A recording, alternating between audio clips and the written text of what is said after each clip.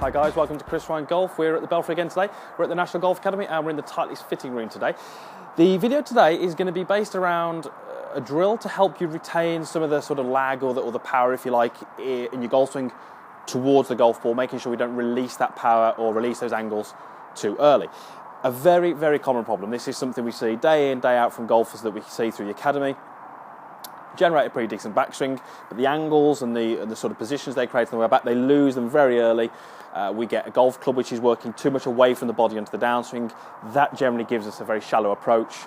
We often present too much loft to the golf ball. We get high ball flights, poor strikes, and generally we don't get as much distance as we could. So the drill we're going to go through is just to create some good feelings for you. It's a drill which you can do at home if you've got a bit of room. It doesn't require hitting any golf balls, but what we're going to do is we're going to use it before we hit the golf ball and then take that feeling straight onto the golf ball and try and recreate it. So let's just go through the fault and let's just explain what we mean by sort of loss of angles or early release, or there's lots of different terminologies out there for it. So you're going to take an address position as normal.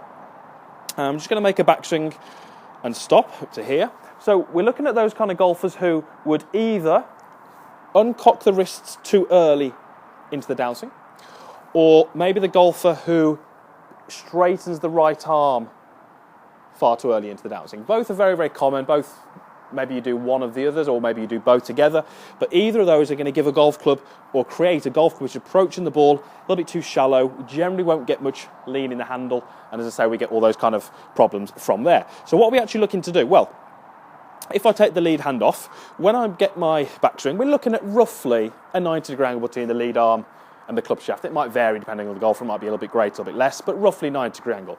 Now, the best golfers in the world will keep that angle, or in some cases, some of them, decrease that angle, but they will basically return that until roughly the butt of the golf club is in line with the golf ball.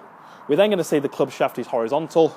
We can then, as we pivot through, we can start to straighten that right arm and get that right wrist straightening a little bit. That's the best way to play the game.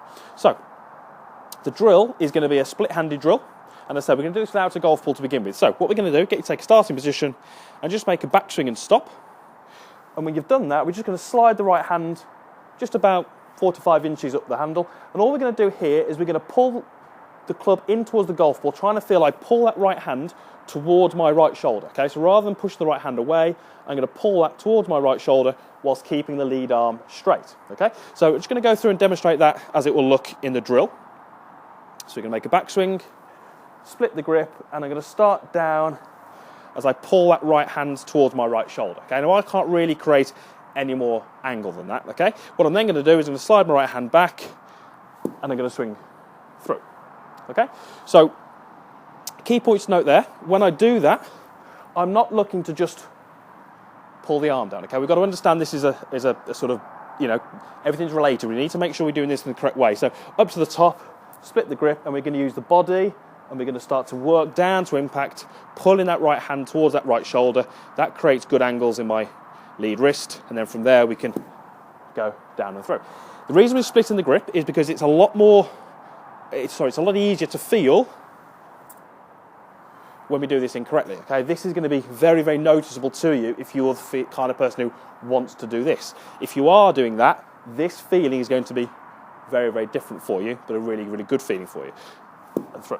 Okay, so what we're going to do, 4 or 5 of those, bring the ball in and try and recreate it. Okay, now initially there's absolutely nothing wrong with you doing that with a golf ball, understanding that we're probably not going to get the greatest strike in the world, but it's going to give us a good feeling of the positions or the sort of looks we want in our golf swing. Okay, ultimately what we want to try and do is take that into a golf swing and create a look where the butt of the club is in line with the golf ball and the club shaft is around about horizontal. Right arm is still nicely flexed, right wrist is still nicely bent. Okay, so let's go ahead and hit one. I'm not going to do it at full speed, but I'm going to do 3/4, try and create those good impact positions after doing that drill.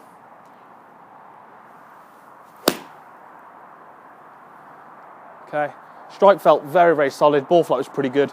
That's going to give me some good feedback that I achieved what I was trying to achieve. Okay, just going to hit one more. I'm just going to do the drill before this shot just to give me a good feeling for it. So I'm going to go back, slide the hand down, work back.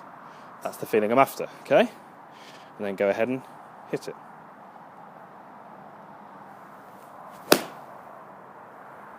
Okay, so if you feel like you're the kind of golfer who does, lose those angles a little bit on the way down, maybe throws the club head away a little bit, not so good with the strike, high ball flight, quite weak, this is going to be a really, really good drill for you.